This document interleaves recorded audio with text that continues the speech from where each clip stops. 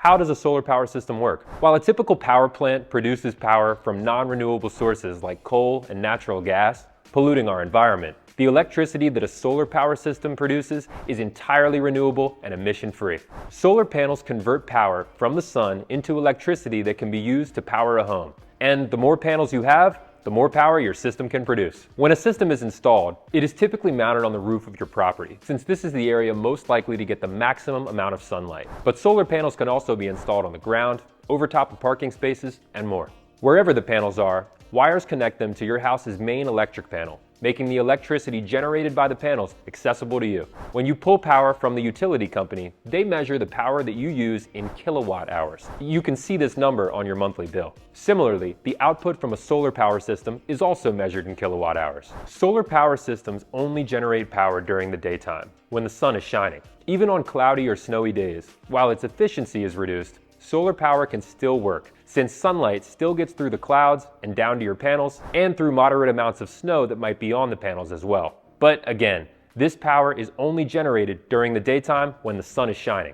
Therefore, during the day, any electricity used to power your home can typically be taken from the power that your solar panels are generating. In fact, your system typically generates way more power during daylight hours than you can typically consume. In other words, there is a surplus of power produced. And this is a good thing. This surplus power that the system generates is what is used to power the home at night when the sun is down and the system is no longer producing power. This surplus can be stored for future use in two different ways. You can either store it in a battery, or your system can send it back to your utility company in exchange for credits on your bill via a process called net metering. When you store your system's power in a battery, that power is available to you at night to power your lights, your air conditioning, your TV, and anything else that uses electricity. However, not all solar power systems have a battery. Unless you want your property to be totally off the grid, you don't need a battery if net metering is offered by your utility company, which we'll discuss next. Net energy metering, or net metering for short, is the process of sending excess power generated by your solar power system back to the utility company, and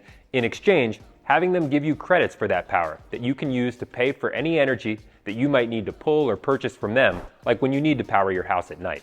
Net metering essentially allows the utility company to act as the battery storage system for your excess solar power and is tracked completely automatically by your electric company and your solar power system, allowing any net metering credits that you earn to show up like magic on the bill from your utility company. To be clear, any time the energy stored in your battery or net metering credit balance doesn't cover the amount of power you're using at night, you can still pull power from your utility company just like you did before your solar power system was installed. In this instance, the power company will bill you for the power you buy from them, just like they would bill a non-solar customer. And that's really it. Next up, let's talk about which types of properties are the best fit for solar power.